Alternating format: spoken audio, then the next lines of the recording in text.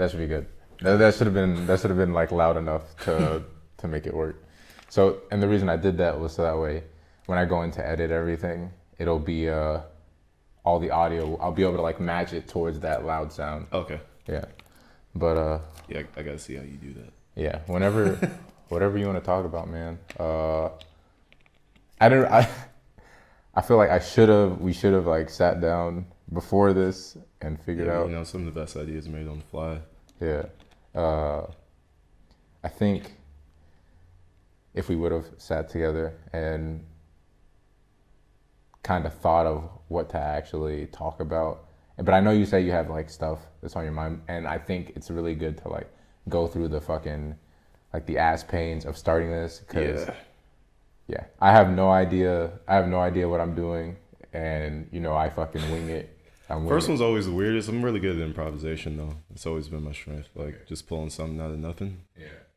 So I don't usually go into stuff with a game plan, believe it or not. I kind of just go in and hope for the best.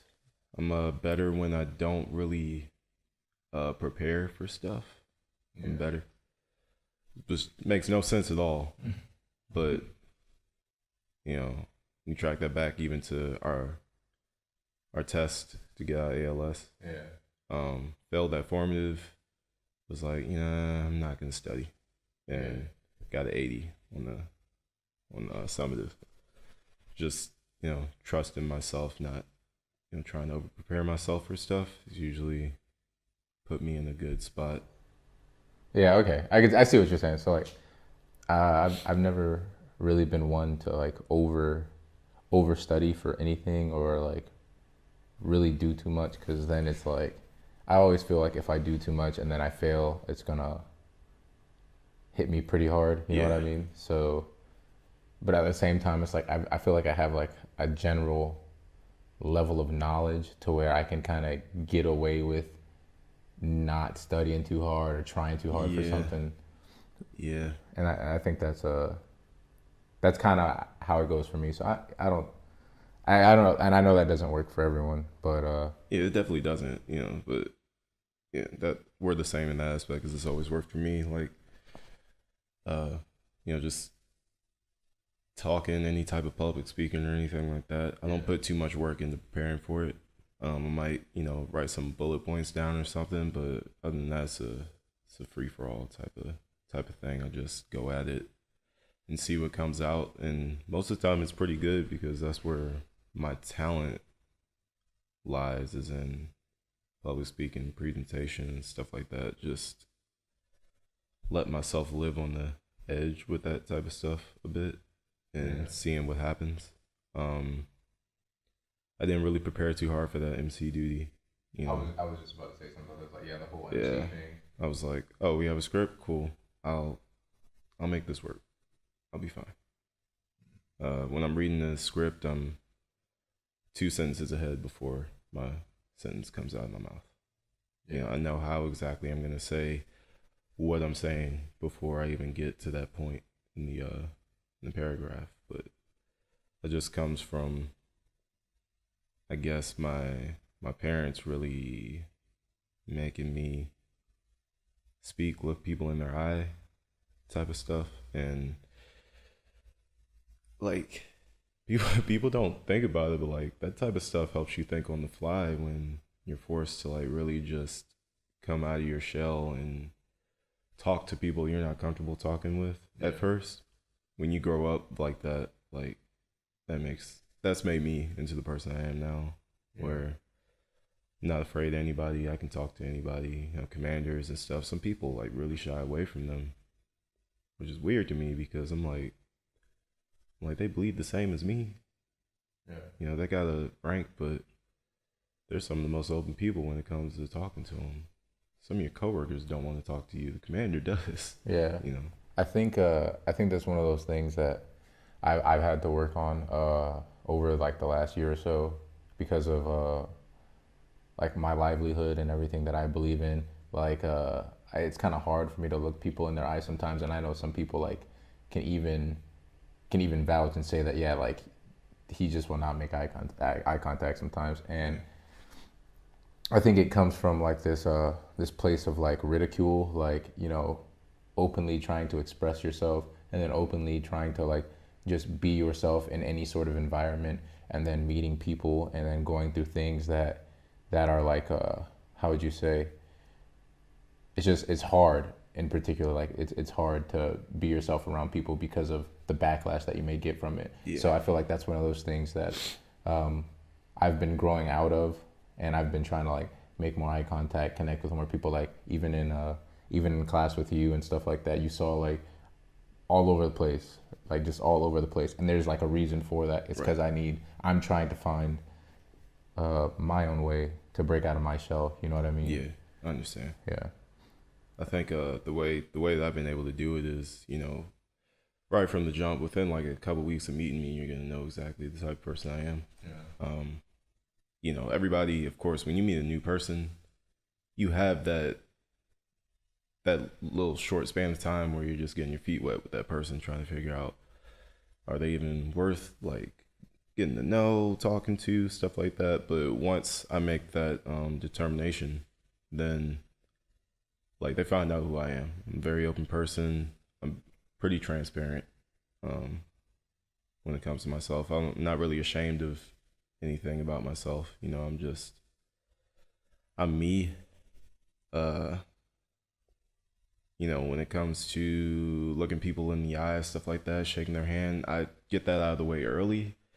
That way, it's not hard later, because I think the problem that a lot of people run into is that they act a certain way when they first start hanging out with a person. So that person thinks, okay, that's how they are. But then when you come out of that shell and you're like, no, this is the real me, then all of a sudden they're like, okay, this is weird. This People don't like change. Of course, Yeah. I don't like change. I'm one of them. But when you come out of that shell finally, you wait a little bit too long to do it, then all of a sudden they're like, okay, this person's acting weird, instead of, oh, this is how this person really is. You know what I mean? Yeah. So for me, I'm like, okay, I like to joke around. I like to smile a lot. I like to have conversations with people. Uh, you know, I present that pretty early on, and it's done well for me. Like most of my coworkers like me. I haven't really met any of them that disdain me or anything like that. You got some annoying people in your shop that nobody likes, but I've somehow never been one of those people. Um, I'm grateful for that, that people like me for who I am, but I don't think I would have had that same result if I wouldn't have just, put myself out there immediately and said, hey, well, if they don't like me, then they don't like me. If they do, then they do. But it's really hard to continue to keep yourself coiled up. You're just gonna end up holding yourself back. Yeah. I think there's this pretty interesting, maybe it's just my imagination, but there's this interesting, how do I say it, like perception of me that maybe I'm not seeing myself, but people relate to me. And I think that I don't know if it's true. I don't know if it's something maybe I'm just not admitting to myself, but I think it's just interesting to hear people's opinions about you. You know what I mean? Yeah, it Like definitely is. without coming across obviously as like narcissistic or condescending or any of these things, but like honestly hear what people have to say about you, Yeah. and what you do with that information. So like if someone comes up to you and is like, "Hey man, you know, you're a dirtbag," you know what I mean? Like something like that. But you're like in your soul you feel like you're doing all these great things, but when you do these great things and then you want to be proud about it, people try to take that from you, you know what I mean? Yeah. And I think that's one of those things that like it's like do you reflect, and do you take it for face value what that person's saying, or do you take it and then just let it go out the other ear and kind of. I think you do a little bit of both. For me personally, if somebody said that to me, I'm not accepting that, because I know how hard I work at the end of the day, but I know that they're saying it for a reason. It's either one because they're a hater, or two because they actually see something that like I'm slacking off in, and I got to figure out what that is.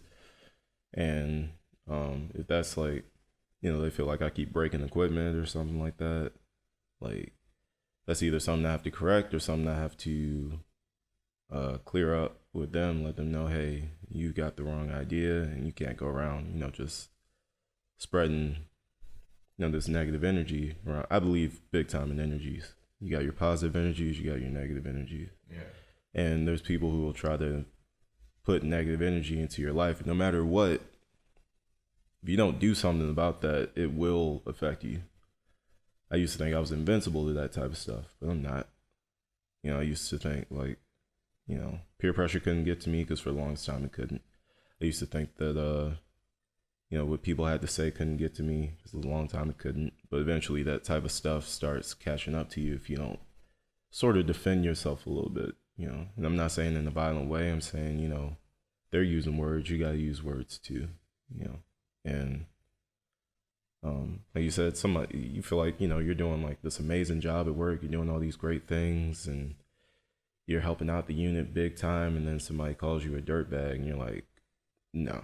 Like you got a choice right then and there whether to accept that, or you can put your foot down and let them know like, hey, no, that's not gonna fly with me. I work too hard to be called anything like that. Yeah. And a lot of people, they don't, like you said, it's like that coming out of your shell type of thing, where they don't know how to defend themselves verbally. They're too awkward to do it or whatever like that. People are different, but it's so petty because you don't want to have anything to do with any of this like nonsense that's going around. Like you just want to come in and do your job and stuff like that, but you have to defend yourself. You don't really have a choice. That's just life. And for the longest time, I just tried to avoid any of that type of conflict and stuff like that. But eventually, it just catches up to you because if you don't do anything about it, like it's not going anywhere. Yeah, I think just with conflict, and here I know it's something we learned, but this is on like a larger scope than just class or anything like that. But like the conflict and facing adversity, pretty much, because that's what the whole conversation is about in the first place. Facing adversity in the sense that when you're met with a challenge from another person or from another circumstance, like an environment or anything like that, you kind of like battle axe it. And I think it's hard to do that, especially like what you were talking about earlier with like change and like job and like just trying to figure out what you really want to do when it comes down to like your progression in life. And I think that a part of that is having the like the courage. I wouldn't even say courage, because I think courage is like a very good broad word, but there's a lot of like minuscule things that come into it. Like you need to have, your mind has to be right, your body has to be right, your environment, your friends, your family, like, well, and even then in that sense, like you can't rely on them for those things. You can't rely on your environment, or even your friends and family, but you have to have like just all these little minute things mapped out for yourself, even if they're not like obtained. You have to have them mapped out for yourself, so that way when you're faced with a challenge, even if you don't have the things you need to face it, you're still willing to face it. You know what I mean?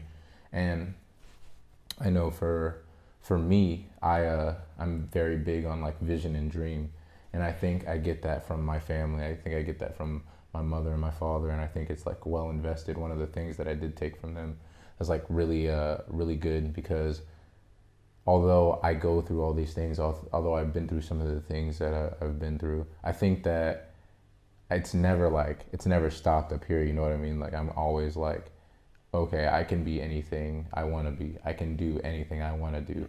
There is something inside of me that needs it, even if I don't know what it is, or I don't know how to get it yet.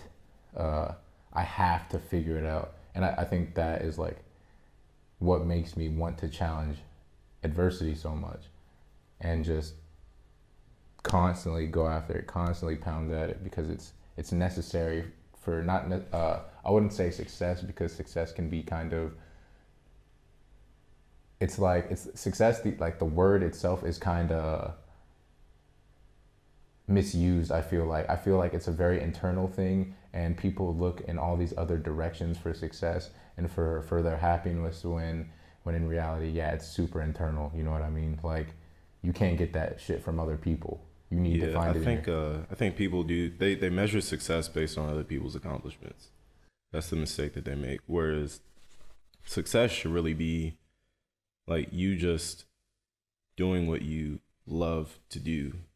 Like some people are like, oh, well, I want to be a successful singer. Well, if you put out a mixtape that you worked hard on, you're already a successful singer.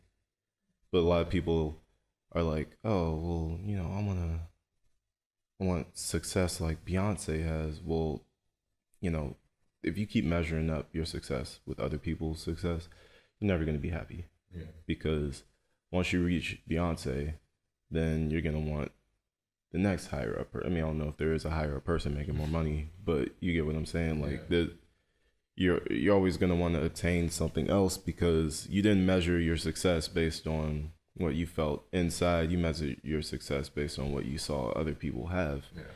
And sometimes you just have to sit down and think, okay, what do I want for myself? Like, what is my actual passion? Like, not what do other people have that I want, but what do I want? If nobody else in this world existed, what do I want? And, you know, for me, like, one of my number one goals is to have a family one day. Now, I could say, oh, I want as many kids as my cousin Larry has or whatever. That would be stupid. Yeah. How about I just say, I want to have a successful, happy family. That could be a lot of things, but it's also measurable in a lot of ways internally instead of externally. Because then I open up doors for that word to mean, oh, I want to put my kids through college. Or I want my kids to be left, you know, a fortune when I pass away or whatever. Like, just stuff that you want for yourself and your family, not necessarily people that you want to measure up to. Yeah. A lot of people like really fail and become really sad and depressed because they see other people doing the things that they want to do, but they're so busy looking at those other people doing those things that they're not paying attention to the opportunities that might be right under their nose that are for them. They're too busy, going back to the artist thing, they're too busy watching Beyonce at the BET Awards and saying, oh man, I wish I was up there. But instead they could be like, oh, this person just emailed me, they want to collab, but I missed it because I'm so tied up in this fantasy world that other people live in that I don't. I'm so jealous about it that I'm not even seeing my opportunities to get to that point. Right. Like, you really just have to live in the moment, because if you spend so much time thinking about what other people have and you don't, you're going to miss, like, life's right in front of you every single day. And that's been one of my biggest mottos, is that life is like, you're not guaranteed tomorrow. I mean, it's a played out statement, but it's like one of the truest statements that's ever been made. Like, all this equipment could blow up right now. We could be done. But guess what? I would hope not. I'd be happy though. I'd be happy in a sense. I'd be happy in a sense because I've always wanted to be on a podcast. Yeah. Internally, that was like one of my goals, to be on a podcast. And I'm on a podcast right now. Yeah. Because I saw the opportunity. I wasn't like, oh man, Stephen A. Smith has this big radio show and man, I wish I had what he had. I was like, oh no. My boy Tejeda over here, he has a podcast. I'd love to go talk to him. Yeah. Like, this is what's happening in my life right now. I have an opportunity in my life right now to go do something that I like doing. Yeah. So let me go do this, because like I said, you're not guaranteed the next day. You really got to focus on what you have, be grateful for what you have, but also, you know, push forward for what you internally want. I see you're doing that. Yeah. I walked in here, I was like, yo, This man, when he said he was focused on his craft, he was not lying. That's why I hit you up that day. I was really just going through a financial situation, which is resolved, thank God. But I was like, this really has me thinking. I don't really spend enough time on my goals because, one, I'm not 100% sure what they are, but also because I'm hanging out with a lot of people who are really stagnant too. Yeah. And like I told you, I believe in energies. You got your positive, you got your negative. Now, a negative energy doesn't mean that somebody means you harm or anything like that. It just means that they're not in a position mentally or spiritually to help you advance to that next level. So when I texted you that day, I told my wife, I was like, babe, there's this guy, man, ALS. He has a YouTube channel, podcast, all that stuff. Like, I need to spend more time with this guy so I can ascend to that next level because I feel really stuck right now.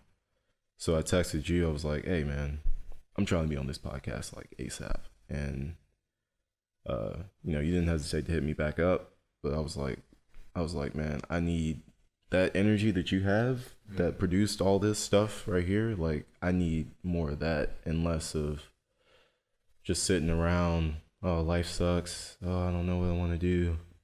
Yeah. Of course, like, not saying any of those people are bad people or anything like that. There's nothing wrong with them necessarily. It's just if you keep hanging out with the same energy, like, you're gonna stay on that level. You have to switch up. Yeah. So I think for me, this was one of those things that I ran into consistently, and I've had to deal with a lot. And I love some of my friends. I love a lot. I pretty much love most of the people that I've ever ran into. I've gotten close to saying, oh, I've hated someone, and I've said I've hated someone before, but I don't. Now that I look back on it, I don't think that I meant it. I think that it was in the moment, and I was emotional, and I know, like, heat of the moment, like a crime of passion, like murdering someone. That's like one of those things where you just get overly emotional and you don't know how to handle it. And I think that with this in particular, just handling my emotions and starting to realize, like, just being in relationships and going through all these things with people and not really understanding, like, who I was and what I needed and what I wanted and how to differentiate wants from needs and stuff like that. I think that for me, I've kind of gotten into a little bit of a place where I'm like, I cannot keep, like you're saying, like, I cannot keep being around people who don't want to do something more, do something better, right?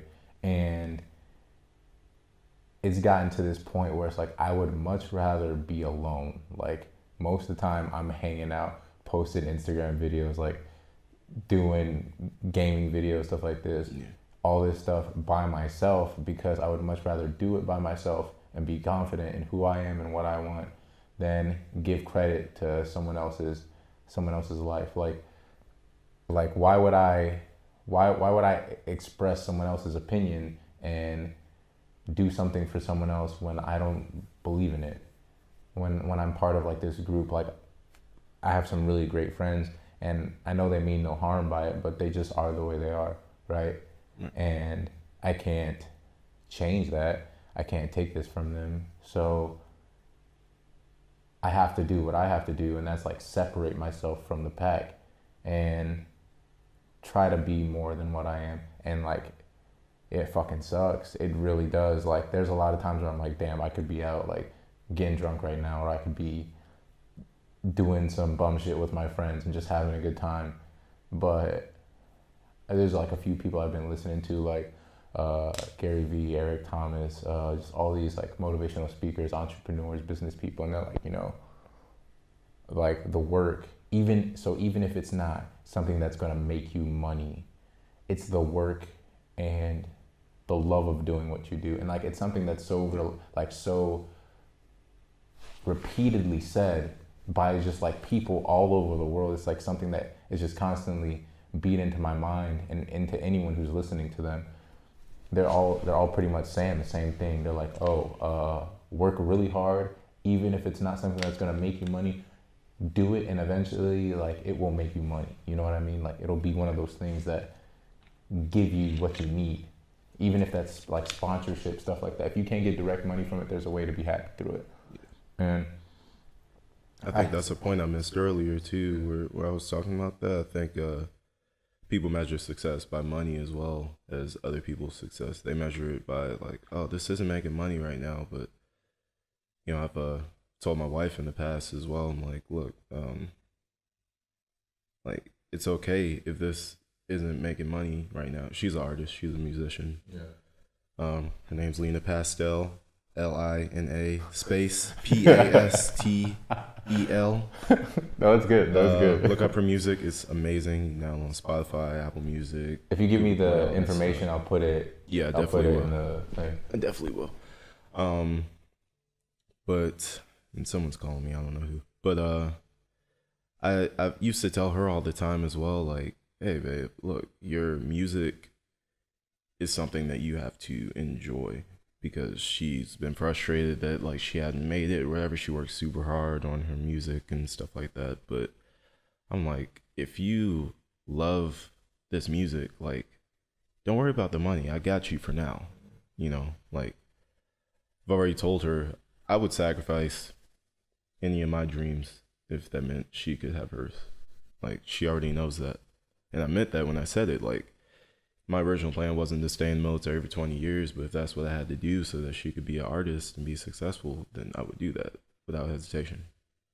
But I want her to just find what she loves and do that. If she's only doing music for money, then I don't want her to do that. I'd rather her find her passion, like something that makes her heart melt when she does it, and do that instead. And that goes, with what you were saying. Yeah. I know a lot of the time. So like I was originally, before like I started doing like video, like still starting doing video right now. Before I got into it, I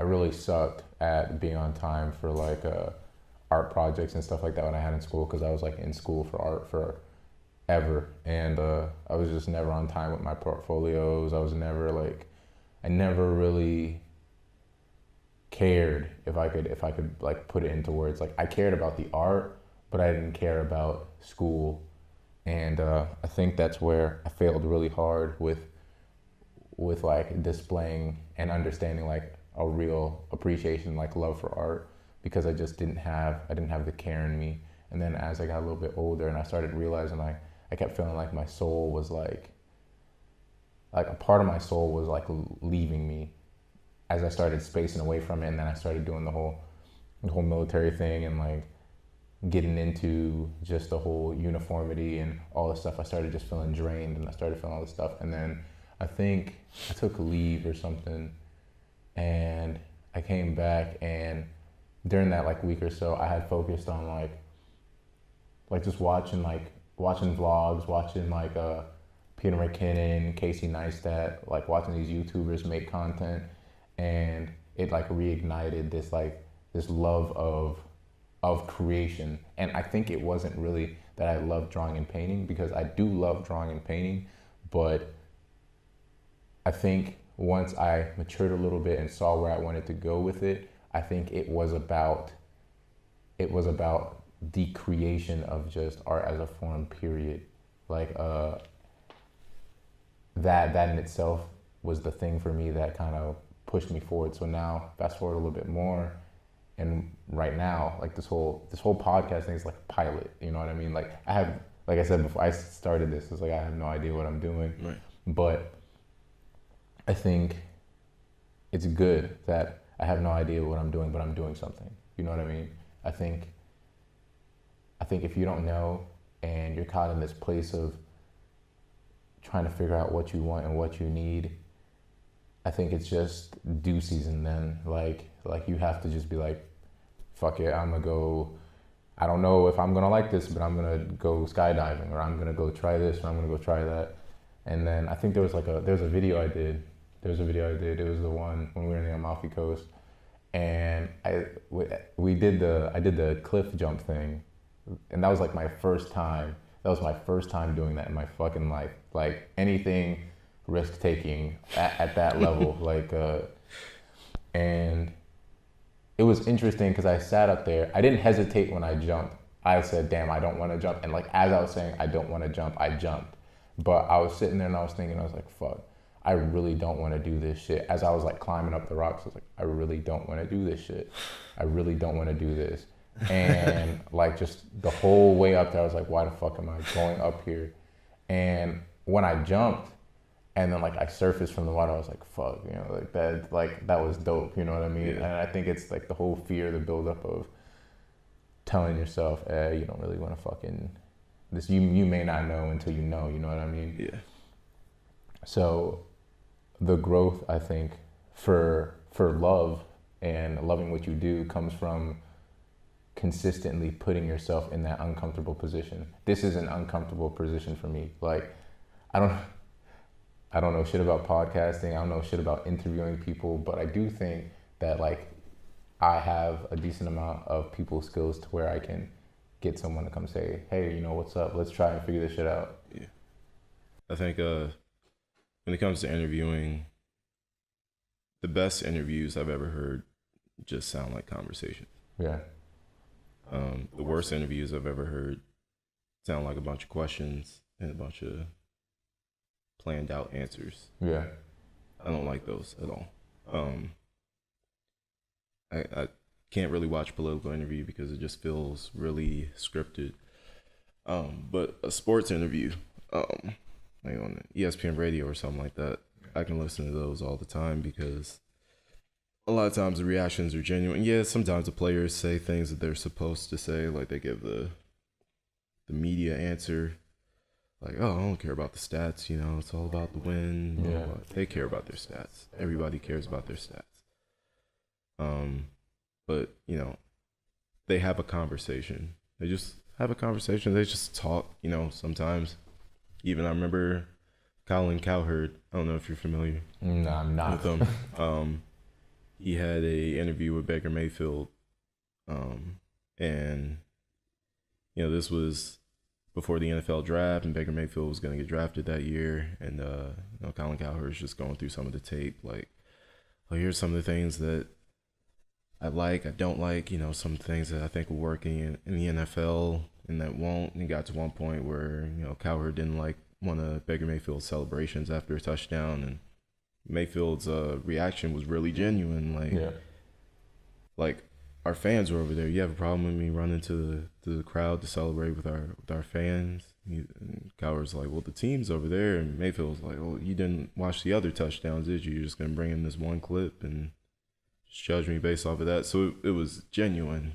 You know, you got the real answer off of that, and it was just off of a conversation. It wasn't really a question per se. He was just like, well, you know, let me show you these clips real quick and tell you what I think. And, you know, you can just talk back to me or whatever like that. Yeah. But it didn't feel real stale and, you know, stuff like that. I enjoy stuff like this. Radio, television broadcasting.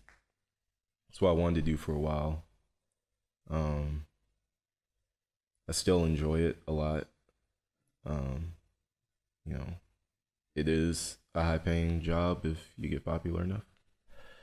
But that's not really what I'm necessarily worried about. I just enjoy having conversations about things with people and seeing what they think about certain stuff. A lot of times, man, I just find that people like think the same way as I do, and it's so weird that people have the exact same thoughts sometimes about stuff. Like, and you'll find out through podcasts and things like this. Like, podcasts are beautiful, man. Yeah, They really are.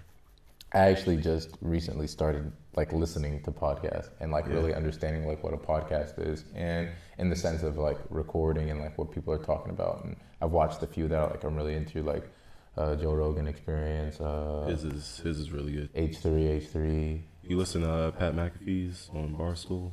I have not. His is pretty funny. Yeah, I'll probably check it out just to see what, because I like seeing people's setups and how they figure stuff out. But I think he was a punter He was a Really? punter in the NFL. Never met a punter. I mean, I've never seen a punter with that much personality before. It's weird. Really? It's like the most boring position in football. And this man has his own podcast, and he's not talking about football. Yeah. Like, this man's talking about like The Simpsons creator being a time traveler, stuff like that. Okay. Like, Yeah, I think I'll give him I'll check him out. Just send him to me, Yeah. and then I'll check him out. Well, he's good. for this though, I think it's good to like bring people on, like you were saying, like yeah, just talk with people and see where their minds are at. Because oh man, for me, it's always been like about like picking at people's brains and kind of understanding like what they're thinking about something. Like I used to be like really big into having like a very biased opinion about things and being like, nope, it's this way or that way. But as I've gotten a little bit older, I've come to like really just take a step back and be like, let's just see what everybody's thinking. Like, let's see where everyone's mind's at, and like what, a lot of the stuff going on in the world today. I'd like to like bring people in and talk to them. It was just about like what's going on in their life, what they have going on, things they've been through, things they want to go through, and then stuff happening in the news and stuff like just anything. It's kind of sad some people never hit that maturity level where they're like just open to how others think. Yeah. You know, they think that if I listen to what you think, then it's gonna like desecrate me and my thought process and stuff like that. Is such a childish way of thinking about things. Yeah. There's so much information in this world that doesn't align with what we always think. And I agree with that. The only thing I can say is I feel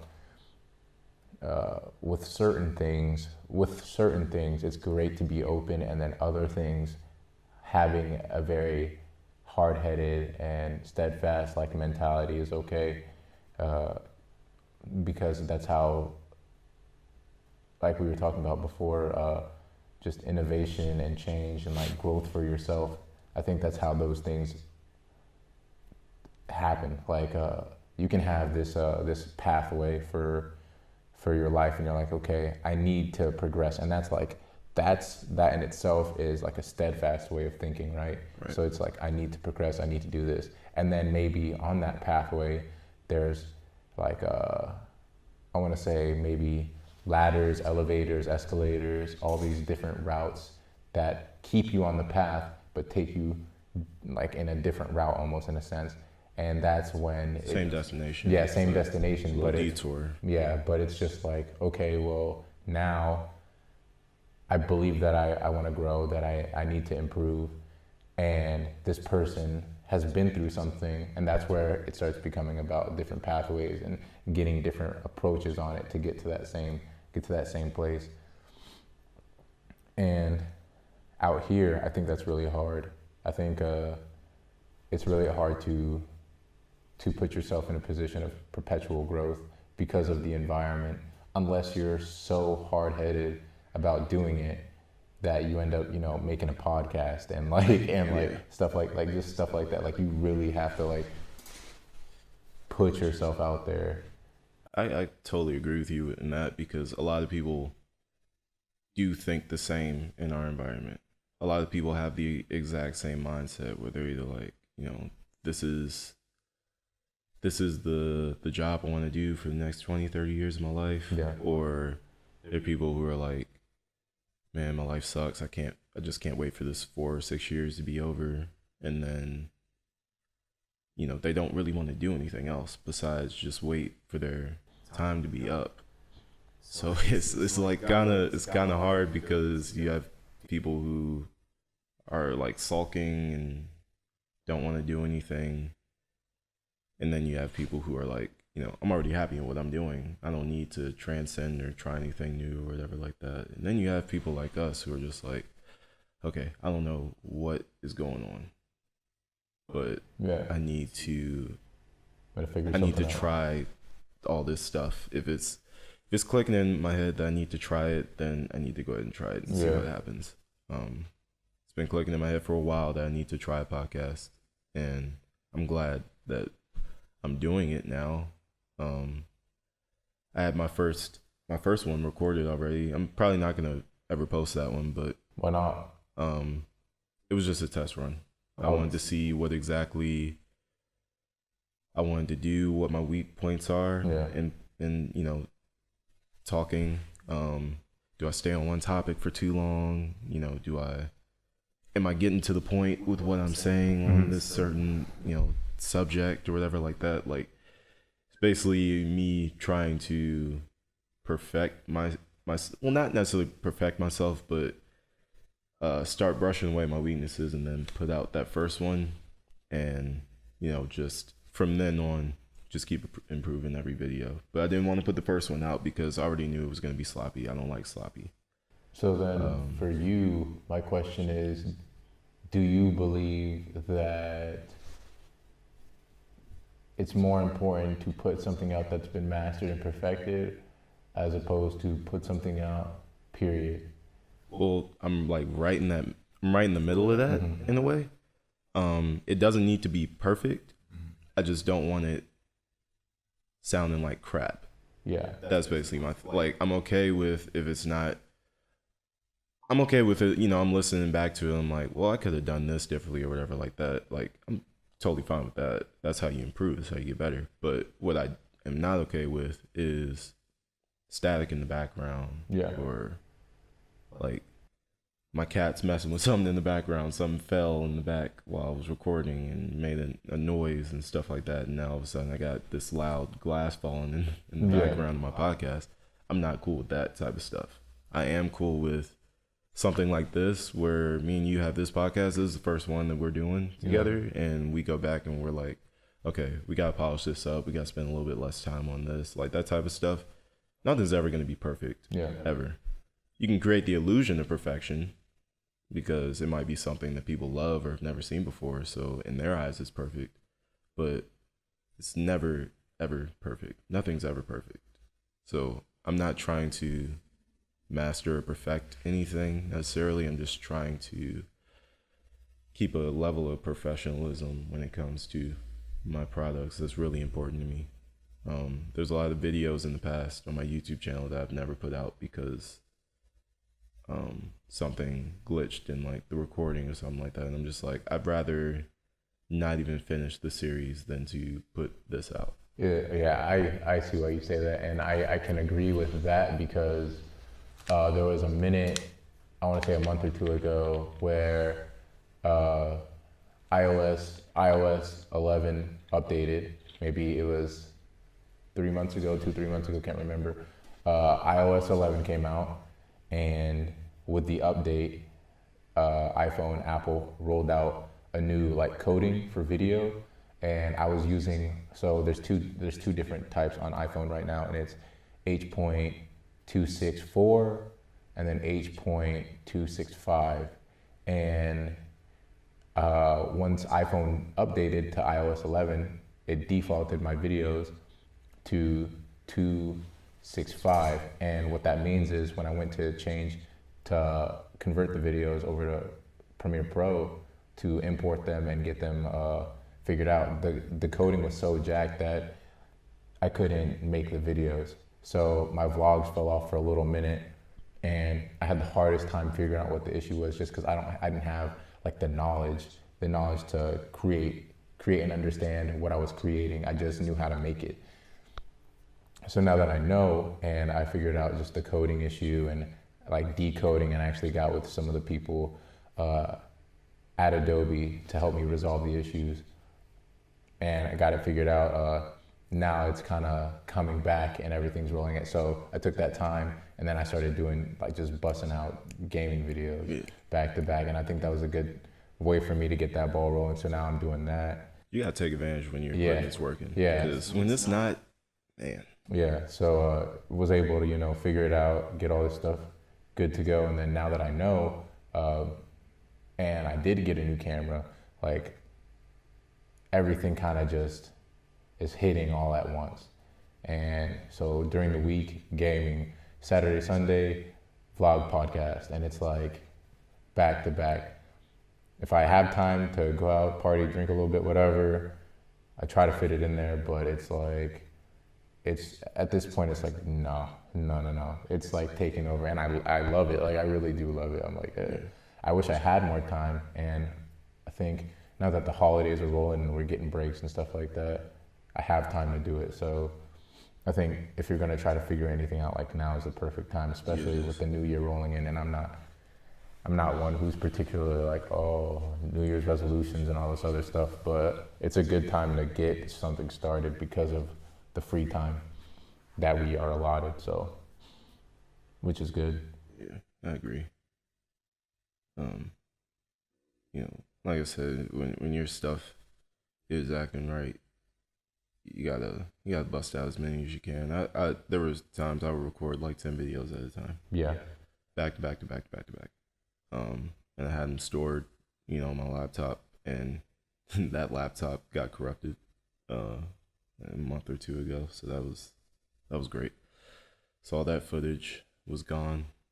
Just that type of stuff has been happening to me ever since I started a gaming channel. Mm-hmm. And I'm like, man, what is going on? Like, I believe in destiny and fate, and if I'm not supposed to be doing it, then maybe that's why my stuff keeps breaking, but I don't know. But I'm willing to try something else that I love. If I'm not supposed to be doing that, if I'm supposed to be doing podcasting, I will do that. I don't have a problem with doing a podcast. I love radio and television, broadcasting, all that good stuff. I love it. But you can only deal with so many times your stuff keeps breaking. Yeah. Or your stuff keeps corrupting. Like, I had a perfectly good Elgato, broke. Had a perfectly good Snowball microphone, that one broke. Yeah. My laptop with I swear I had about 30 videos recorded, corrupted. Can't never get that back. It gets a little tiring. I tried over and over again, and it hit that 3-strike mark, and I'm like, man, okay. Yeah, this is it. Like, what's going on, really? Yeah. Seriously. I mean, people would tell me, like, hey, man, if life keeps knocking you down, you just got to get back up. I'm like, look, if the same opponent keeps knocking me down, I'm going to go find a new opponent, because I can't keep getting knocked down by the same thing. Like, I have to try something else. The definition of insanity is to keep trying the same thing, expecting a different result. Yeah. And I'm like, look, maybe if I stumble across, some serious wealth, then I'll just keep trying and try again. But, keep paying all that money for equipment and computers and stuff like that. I don't get paid enough for that. So it comes to a point where I'm like, okay, I gotta try to do something else and see what happens. Yeah.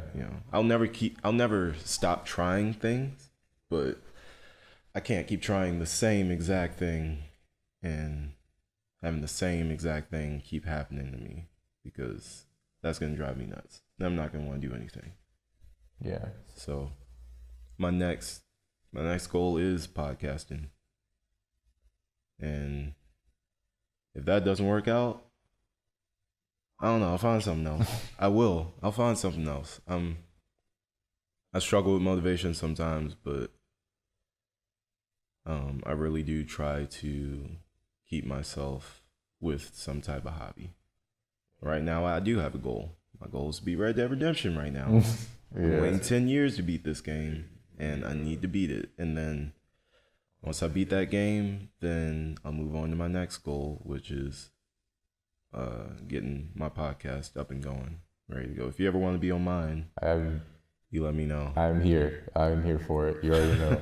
But I figured out, I know how to get a podcast on iTunes now. So sweet. If you need help with that portion, I've figured. I need all the help I can get. Okay, yeah. I just actually recently was looking at it like 2-3 days ago about setting up, getting an RSS feed and then all this other stuff, and getting pretty much getting it all put together. And then the clip art and stuff like that, I can do all that. So if you do need that, I can do that. But I think it's good that you have an idea, you know what I mean? Yeah. Idea is better than nothing. Now it's just pretty much execution and getting on the move with it, right? Yep. And I want to say I mean, if it's like a video podcast or just a vocal podcast. It would be just a vocal for right now, and then as I start saving up, getting more money, buying more equipment, it would be a video. I would say, yeah, if you're not trying to get another snowball mic, don't. But if you want to, there are some at the store. I do have one Yeah. right now. I bought a new one, so I have one still. Just trying to protect it. What are you using to edit your? My wife hooked me up with GarageBand. Yeah. And to edit it though, I haven't decided yet. I'm a big fan of Wondershare video editor. I love their stuff. It's basically Wondershare is basically like a simplified Sony Vegas. Now, I used to use Sony Vegas a lot, but Sony Vegas can be really complicated for no reason. Their layout is not the best. It's not the most foolproof. Wondershare basically took everything Sony was doing and like said, hey, for you people who, need this in English, here it is. Yeah. And I rely on them with their stuff. They've never produced a bad video of mine, never. So, love Wondershare. As far as just straight audio editing, I don't know. I haven't dived that deep into it yet. I would check Adobe out. I would check it out. I don't know if it's like the most inexpensive thing because $50 a month can kind of be taxing after a while. It could, but But I edit everything on Adobe, so video, gaming, all this other stuff.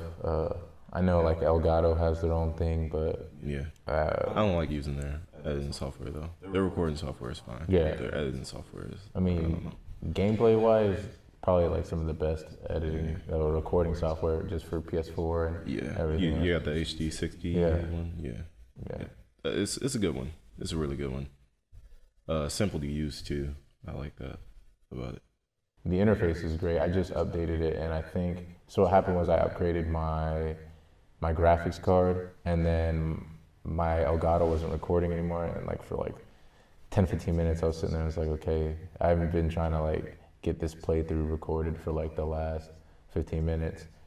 And I realized it was well, I would imagine my Elgato is probably using my graphics card. So I just updated it, and it just turned into this whole thing, but I figured it out. And now slowly bumping through, what chapter are you on for Red Dead? I think I'm on chapter 5. I don't think I got that deep. I just got to the swamp. Oh, you know that, dude. Let me tell you something about Red Dead Redemption. I'm really give me 3 minutes. Give me 3 minutes to tell you why this game is getting on my nerves. No spoilers. Yeah, Spoiler-free. okay, please, because I just got people. Just know this game is the definition of Murphy's Law. Yeah. Everything that could go wrong is going wrong, and it is driving me absolutely nuts. I'm starting to realize that, just with the first move from the first camp. Yeah. I was just why are we what's happening? Why are we so unstable? Man, why are we always robbing people? just know, I mean, this isn't really a spoiler because it's obvious. People will die. Yeah.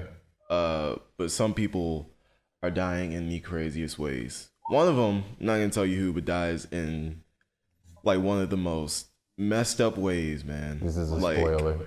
You'll see it. He just dies, and you'll know exactly who I'm talking about when it happens in your game. Okay. All right. Okay. You'll be sitting at the TV.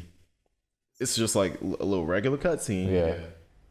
And you're at camp, and then all of a sudden you just see it, and you're like, "What?" So they die at camp? They died before camp. Yeah. It's the way you find out it. Okay. Just okay. when we're off camera. No. Don't tell me. Don't even tell me off. Okay. Don't even tell me off. Just. Oh my goodness, that was I was like, me and Dutch had the same reaction. So Dutch is sitting up on the balcony, and he just looks. He's like, okay, what okay. in the? And I'm like, what in the? Yeah, you'll love it. No spoilers. No spoilers. Just wait till you get to that part of the game. I'm super excited for you to see that part. Okay, cool. Well, it was yeah. Damn. It was intense. I'm gonna see now. I would have played good. So You should. I'm gonna. You really should. I promise you'll know exactly the part I'm talking about when you see it, because there's nothing else like it so far.